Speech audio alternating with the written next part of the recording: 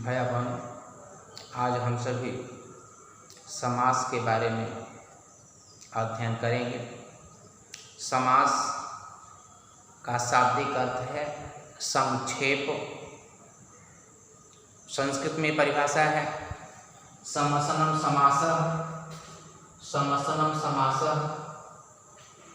संक्षिप्त करना ही समास है, कम कर देना, संक्षिप्त कर देना ही समास है। संस्कृत में एक दूसरी परिभाषा है एक पदी भाव समासः।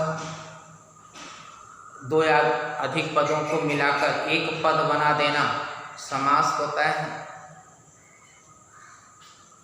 समास की परिभाषा हिंदी में जब दो या दो से अधिक पदों के बीच की विभक्तियां अथवा संयोजक च का लोप होकर एक नया शब्द बनता है उसे समास कहते हैं। जैसे नराणाम पति, नराणाम पति, इसका बन गया नरपति। नराणाम पति, दोनों पदों को मिला दिया गया, अब बीच की विभक्तियां समाप्त हो रही, लुप्त हो रही हैं, तो ये नरपति बना। विग्रह समास का अर्थ बताने वाले वाक्य को विग्रह कहते हैं। जैसे हमने ऊपर उदाहरण दिया था नराणाम पति, नरपति, तो इसमें नराणाम पति यह विग्रह है, ये अर्थ को बताता है। ये जो विग्रह होता है समास का अर्थ बताने वाला होता है, इसलिए थोड़ा बड़ा होता है। नराणाम पति ये विग्रह हुआ, और समस्त पद समास करके जो बने हुए पद को समस्त पद कहते हैं। जैसे नराणाम पति का जो पद बना वो नरपति होता है, तो यहाँ ये नरपति है, समस्त पद है। समास के भेद, समास के प्रमुख रूप से 6 भेद हैं। पहला है अव्ययी भाव समास, दूसरा है द्विगु समास, तीसरा है बहुव्रीहि समास, चौथा है तत्पुरुष समास, पांचवा है कर्मधारय समास और छठा है द्वंद्व समास। इसके अतिरिक्त भी केवल समास नए तत्पुरुष समास करके अन्य भी भेद हैं, लेकिन प्रमुख रूप से यहाँ वर्णन हमने किया, प्रमुख रूप से 6 भेद हैं। अब उनका क्रम से आप सभी अध्ययन करेंगे। जो पहला समास है वो है अव्ययी भाव समास। अव्ययी के नाम से ही ये स्पष्ट होता है अव्यय। अव्यय माने होता है जिसके रूप में कोई परिवर्तन नहीं होता है, वह अव्ययी भाव समास होता है। अव्यय के अर्थ को समझना कि अब उसके रूप में कोई भी परिवर्तन नहीं होता है। हमने यहाँ पर परिभाषा स्पष्ट किया है अव्ययी भाव समास का। जो संस्कृत में परिभाषा है पूर्व पद प्रधान अव्ययी भाव। जिस समास का पहला पद अव्यय होता है और उसी के अर्थ की प्रधानता होती है उसे अव्ययी भाव समास कहते हैं। इसमें समस्त पद और विग्रह देखेंगे। अनुदिनम, इसका विग्रह है दिनस्य पश्चात, दिनस्य पश्चात, ये अनुदिनम हुआ। उपगंग, गंगाया समीपम, गंगाया समीपम, तो उप का अर्थ समीप अर्थ में है। परिवर्तन आप देख रहे हैं कि कोई भी पद होता है। जैसे मान लीजिए यहाँ हमने लिखा उपकूलम, जिसका विग्रह है कूल से समीपम। इस उपकूलम में 2 पद हैं। पहला पूर्व पद है उप और दूसरा उत्तर पद होता है, पूर्व पद और उत्तर पद। इसमें पूर्व पद की प्रधानता है, ये जो उप है अनु है, यह अव्यय है, इसी की प्रधानता है। परिवर्तन दूसरे पद उत्तर पद में ही होगा। यहाँ अनुदिनम में आप देख रहे हैं तो दिनस्य पश्चात, अनु का अर्थ पश्चात होता है, वो लिख दिया गया है जैसा का तैसा। केवल परिवर्तन दिन में होगा तो दिनस्य पश्चात। उपगंगम, तो गंगम दूसरा पद है, इसी में परिवर्तन होगा। गंगायाम, उपमाने समीप बात है तो समीप लिख दिया गया। उपकूलम, कूल से समीप। दुर्यवनम, यवनानाम वृद्धि, यहाँ वृद्धि से अर्थ बढ़ोतरी में नहीं है, बल्कि वृद्धि मतलब नाश अर्थ में है। सहरि, हरे सादृश्यम, हरि के समान। अनुरूप, रूप से योग्यम।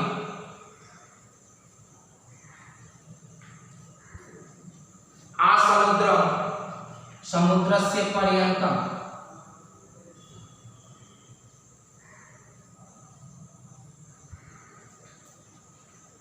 और अधिहरि है हर इति।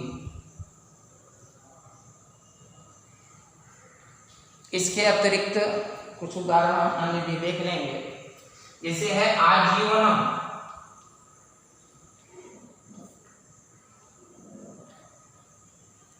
विग्रह हो जाएगा जीवनस्य पर्यंतम।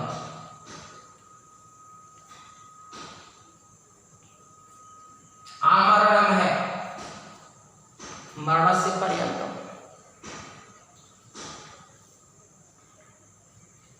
अनुरूपम या रूप से योग्यम, प्रतिदिनम।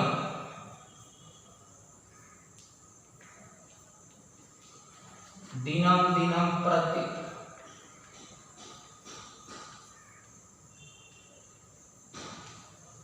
प्रत्यर्थम, अर्थम अर्थम प्रति। प्रत्येकम, एकम एकम प्रति। इसी तरह से इसका प्रयोग होता रहेगा विग्रह। इसके अतिरिक्त यथाशक्ति, जो ज्यादातर पूछा जाता है, शक्तिम अनतिक्रम्य, शक्तिम अनतिक्रम्य, जिसका अर्थ है शक्ति का अतिक्रमण न करके, अर्थात शक्ति के अनुसार, सामर्थ्य के अनुसार। इसमें नकारात्मक से सकारात्मक अर्थ निकलता है। यथासंख्य, तो संख्या अनतिक्रम्य। इस तरह से अव्ययी भाव समास के इसी तरह से विग्रह और उसका समस्त पद होते हैं। अव्ययी भाव समास में स्पष्ट रूप से यह जानकारी होना चाहिए कि पहला पद अव्यय होता है, उसी के अर्थ की प्रधानता होती है। अव्यय जिसके रूप में कोई परिवर्तन नहीं होता, पहले पद में कोई परिवर्तन नहीं होता, सिर्फ उसका अर्थ लिख दिया जाता है। जो भी परिवर्तन होता है दूसरे पद में होता है। जैसे यहाँ हमने बताया कि अनुदिनम लिखा है, दिनस्य पश्चात, ये दूसरे पद में ही परिवर्तन हो रहा है। जो पहला पद है अव्यय है, उसी का अर्थ आगे लिख दिया जाता है। तो इस तरह से अव्ययी भाव समास पूर्ण हुआ। अब जो दूसरा प्रमुख समास है उसका हम सभी अध्ययन करेंगे।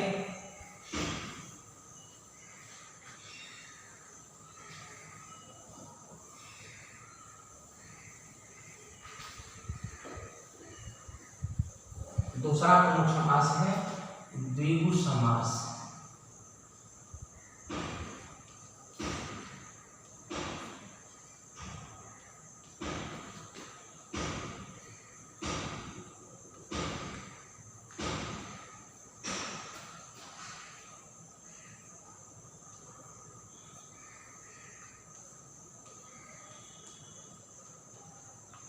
संख्या पूर्व द्विगु, जिसके पूर्व पद में संख्या हो, यहाँ अर्थ लिखते रहें।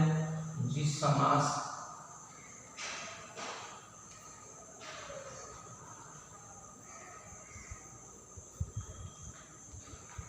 समास में पहला पद संख्यावाची विशेषण हो, संख्यावाची विशेषण हो,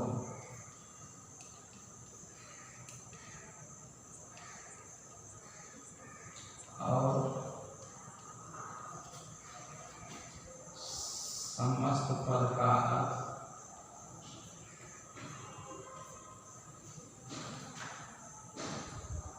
समाहार,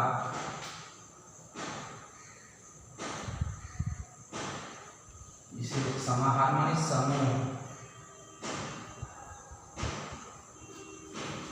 उसे द्विगु समास कहते हैं।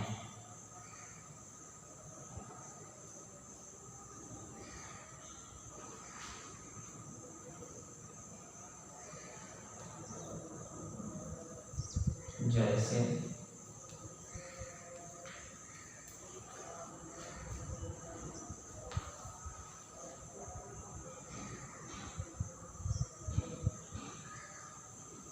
विग्रह पहले कर दीजिए, उसके बाद समस्त पद।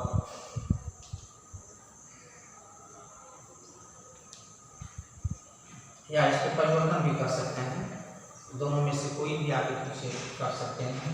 समस्त पद यहाँ आगे कर दीजिए और विग्रह बाद में कर दीजिए। इसमें जैसे समस्त पद में है त्रिलोकी, इसका विग्रह हो जाएगा त्रयाणाम लोकानाम समाहार, तीन लोकों का समूह। त्रिभुवनम,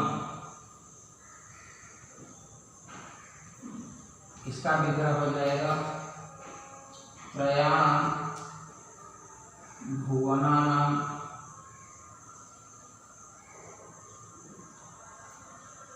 समाहार। यह बहुत ही सरल समास है। जैसे पंचवटी है, पंचानाम वटानाम समाहार।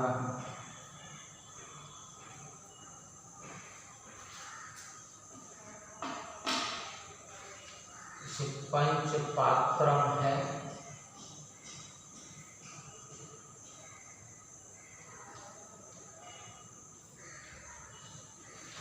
पंचानाम पात्राणाम समाहार।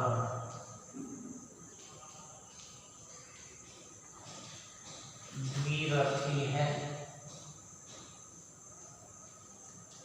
द्वयोः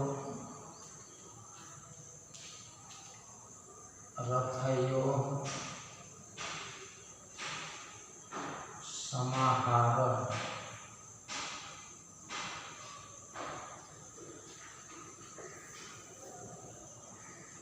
चतुर्युगम,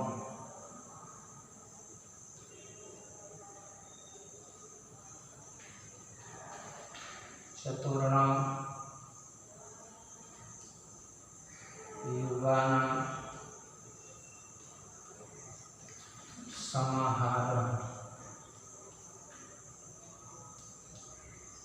चतुर्प्रथम है चतुर्णाम कथानां समाहार।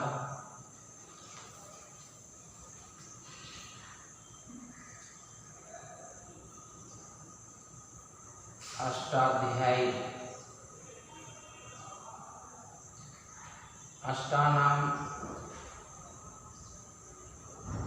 अध्यायानां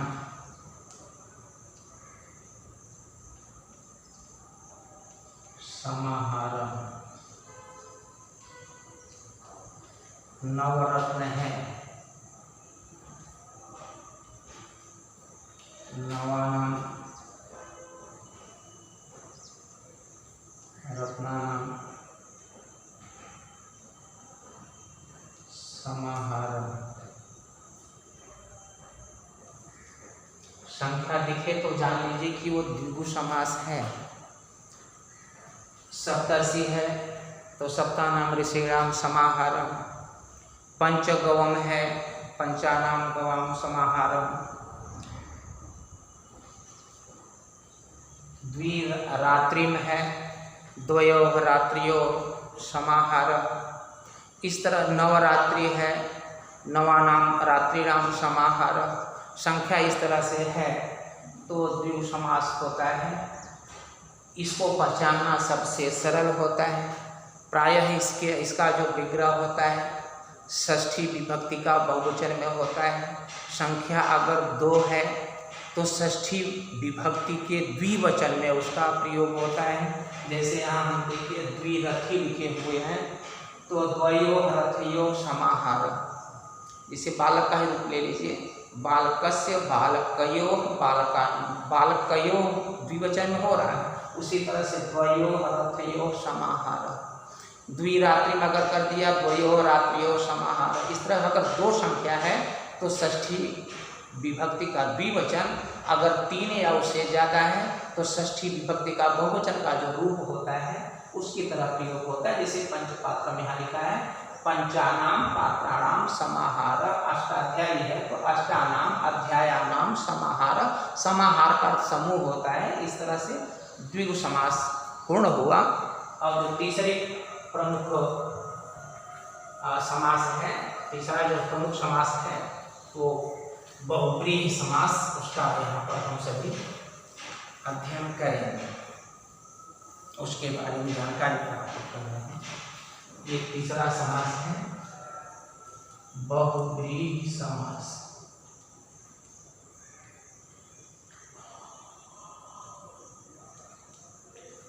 इसका परिभाषा है अन्य पद अर्थ प्रधान बहुव्रीहि।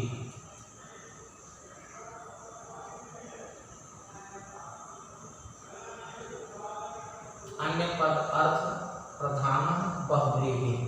अभी आप इसके पूर्व में जो समास पढ़ रहे थे अव्ययी भाव में आया था पूर्व पद प्रधान, और तत्पुरुष में है कि उत्तर पद प्रधान, द्वंद्व में है कि दोनों पद प्रधान।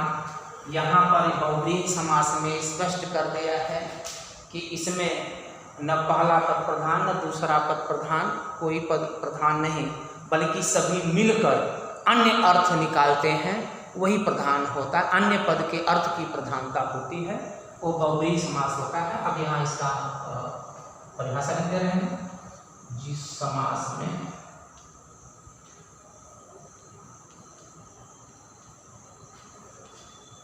समस्त होने वाले पदों का अर्थ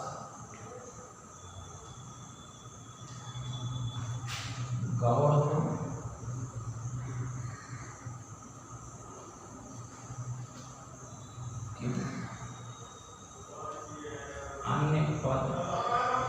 अन्य पद के अर्थ की प्रधानता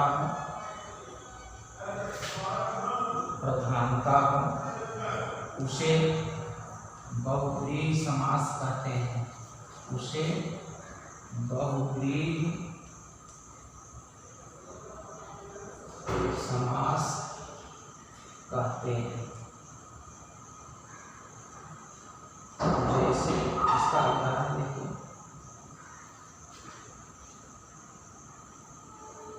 ये समस्त पद को पहले कर देंगे, इसके बाद विग्रह, इसके बाद ये विग्रह है। जैसे यहाँ है पीतांबर, जिसका विग्रह है पीतम अंबरम यस्य सः, पीला वस्त्र है जिसका वह व्यक्ति, उससे एक तीसरा अर्थ निकलता है, अन्य अर्थ निकलता है। चंद्रशेखरः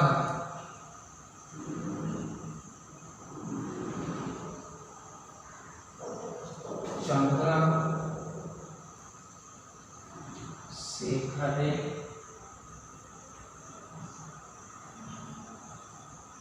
यस्य सः,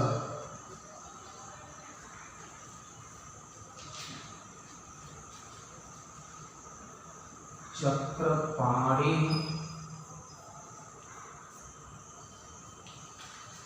चक्रम पाणौ यस्य सः,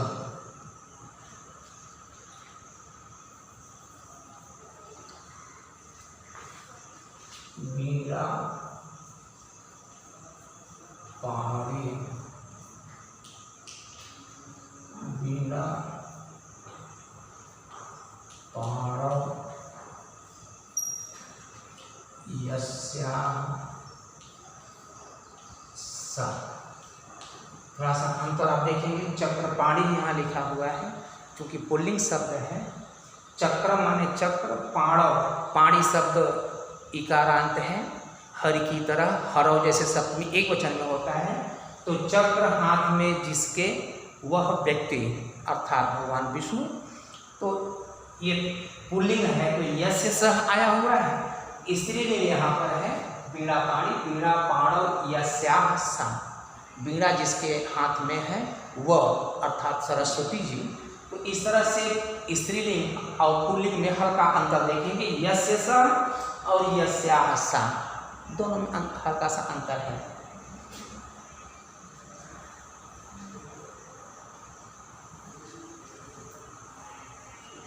यशोधनः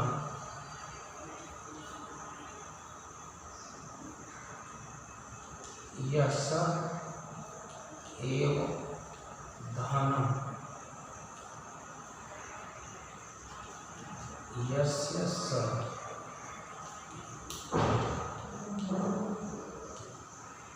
नीलकंठः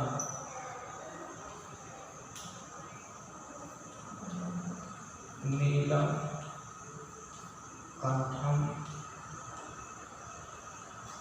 यस्य सः,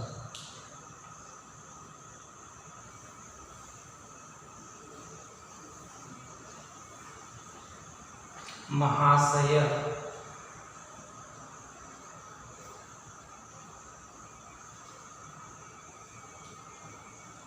महान आशयः यस्य सः,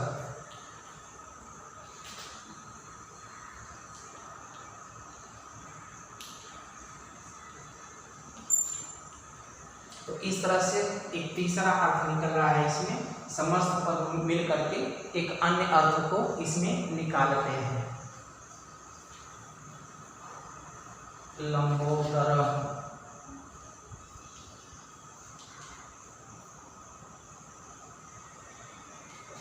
हो जाएगा लंबम उदरम यस्य सः, लंबा है पेट जिसका अर्थात गणेश भगवान। तो इस तरह से इसमें बहुव्रीहि समास में समस्त पद मिलकर अन्य अर्थ को निकालते हैं, बहुव्रीहि समास होता है। इसके अतिरिक्त इसे लब्ध प्रतिष्ठा है, लब्धा प्रतिष्ठा येन सः, गदाहस्तः गदाहस्ते यस्य सः, जिसके हाथ में गदा है वह व्यक्ति। इस तरह किसी का भी अर्थ ये रहने पर, विग्रह रूप में करने पर उसका अर्थ स्पष्ट होता है और अन्य पद के अर्थ की प्रधानता हो जाती है। बहुव्रीहि समास की परिभाषा में ही हमने स्पष्ट कर दिया था कि अन्य पद अर्थ प्रधान बहुव्रीहि जिस समास में समस्त होने वाले पदों का अर्थ गौड़ हो, गौड़ माने प्रधान न हो, अन्य पद के अर्थ की प्रधानता हो, उसे बहुव्रीहि समास कहते हैं। पीताम्बर है तो पीतम अम्बरम यशस, चंद्रशेखर है चंद्रशेखर यशस, चक्रपाणि है तो चक्रम पाणो यशस, वीरापाणि यशोधन, नीलकंठ महाशय लंबोदर। इस तरह से बहुव्रीहि समास समाप्त हुआ। इसके बाद कल अवशेष जो 3 समास हैं उसके बारे में हम सभी अध्ययन करेंगे। धन्यवाद।